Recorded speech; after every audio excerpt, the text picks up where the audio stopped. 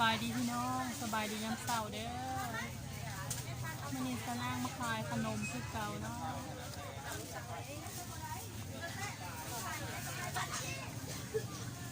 บรรยากาศยามเสาร์เด้อจะนั่งขายแถวเดินแถวนอกพี่เด้อบ่ได้เข้าไปขายอยู่ในบ่ได้เข้าไปขายอยู่ข้างใน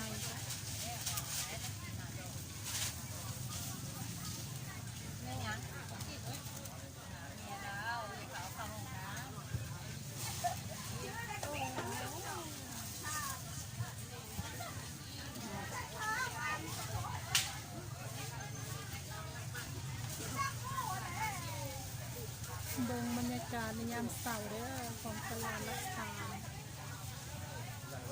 สบายกล่องเลยแม่สบายดีก็งามเลยสบายดีมื้อนี้วันทานเนาะ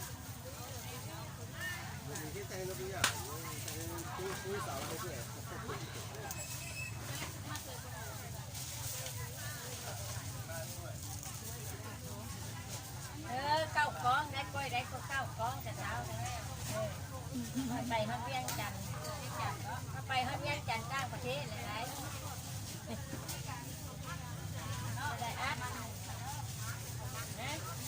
ดเดี่ยวไก่แท้มื้อนี้รถบ่ได้น้ำมันไอ้มันก็เสียงตามเลยไอ้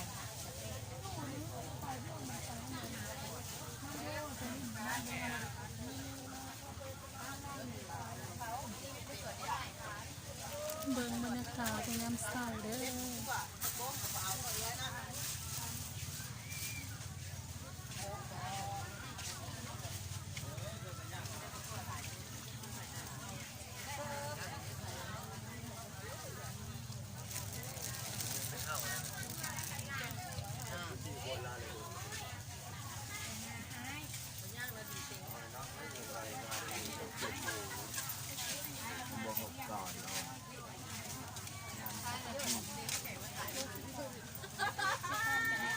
ลูกปุ๊บนั่นนะ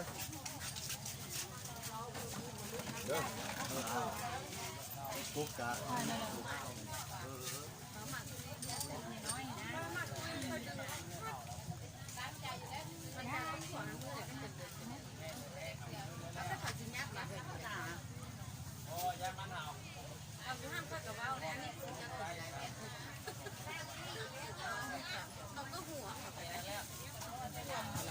กินได้หมดเลยเลือกเอาเลยกินได้หมดเลยโอ้ก็ได้แล้วได้มันก็หมดแซ่บเดี๋ยวใส่พวก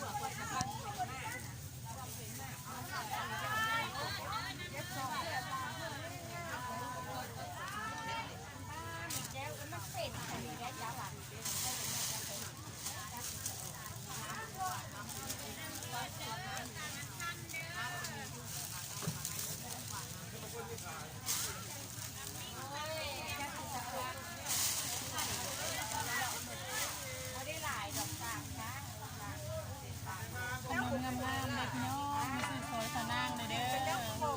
คนละ5,000กีบ่ได้แพงเด้อ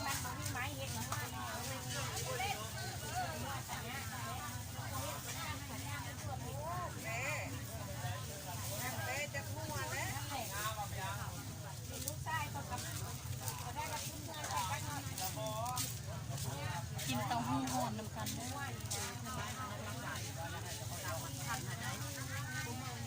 ขนมบ่ถึง5,000เด้อบ่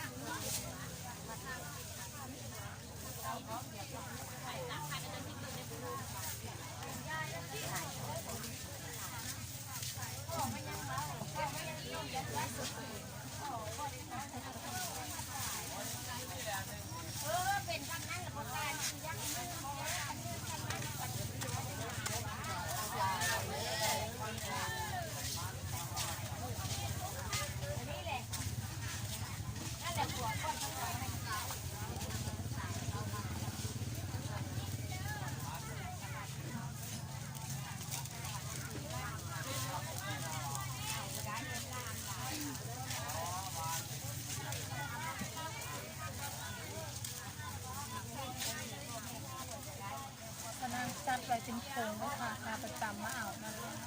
ผงละ24,000มี6ผงเด้อผงละ24โอ้ยมันเป็นบริษัทโลได้อยู่นี่ค่ะ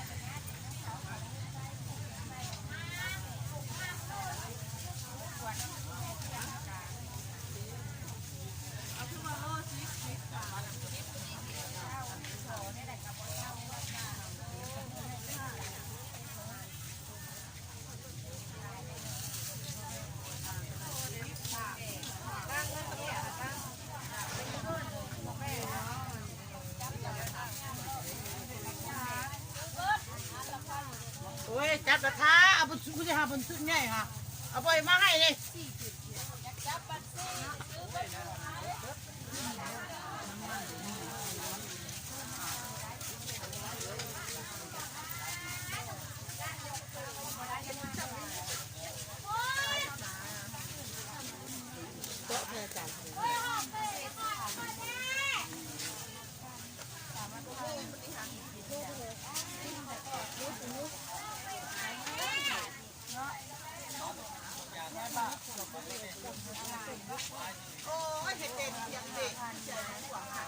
จุ๊บไม่ได้ตักตรงยางจุ๊บจุ๊บ